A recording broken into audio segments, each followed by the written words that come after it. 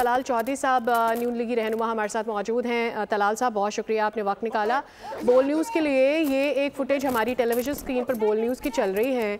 Doctor फ़िज़ा का programme जारी था, जिस बीच पीटीआई के रहनुमा नईम हैदर की जानिब से एक कमेंट किया गया। एक नहीं बल्कि कंटिन्यू किया उन्होंने इस कमेंट पर, जिस पर इख्तियार वली साहब को भी गुस्सा आ गया और फिर आपस में दोनों गुत्थम गुत्था हो गए। तलाल चौधरी साहब, इस पर आपका कमेंट चाहेंगे?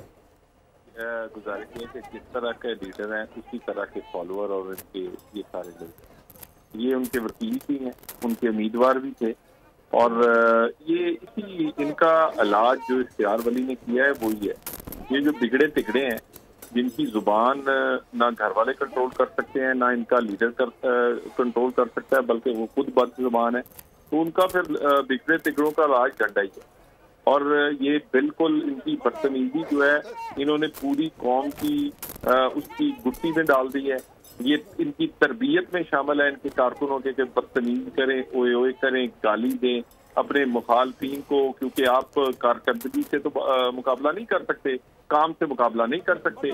कारकर्दगी काम है नहीं, तो सिर्फ गाली गलोच बदतमीजी ये। और आज जो हुआ है ये इसकी एक एग्जाम्पल है, और इस पे जो इख्तियार वली ने जो जिस तरह उसे टैकल किया है वो बेहतरीन तरीके से किया, और इसके अलावा कोई हल नहीं कि इन बिगड़े तिगड़ों का इलाज जो है। लेकिन हम एक बात करते हैं ना तलाल साहब, के कानून को अपने हाथ पे ना लिया जाए। वहाँ पर हमारी प्रोग्राम होस्ट और एक सीनियर होस्ट डॉक्टर फ़िज़ा साहिबा भी मौजूद थी।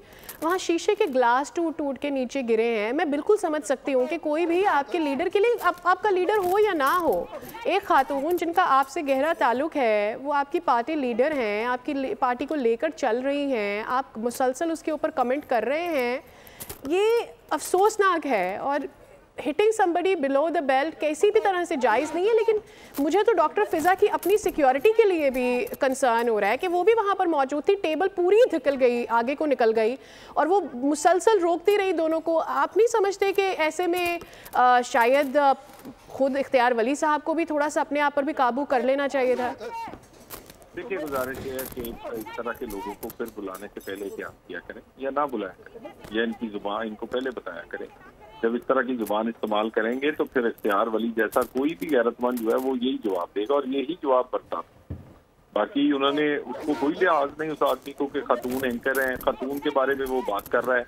पता नहीं इनके घर की माएँ बहनें जो है वो इसी तरह की हैं जिस तरह ये बातें करते हैं।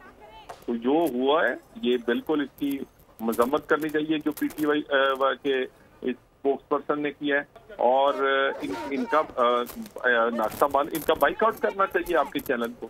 इस तरह के बदतमीज लोगों को बुलाना ही नहीं चाहिए। तलाल साहब, इसके बारे में क्या कहेंगे जो ख़वातीन को निशाना बना दिया जाता है? इससे पहले आपको याद होगा ख्वाजा आसिफ की जानिब से भी शीरी मज़ारी साहिबा पे भी इस तरह का कमेंट कर दिया गया था, ट्रैक्टर ट्रॉली वेस्पा कह दिया गया था।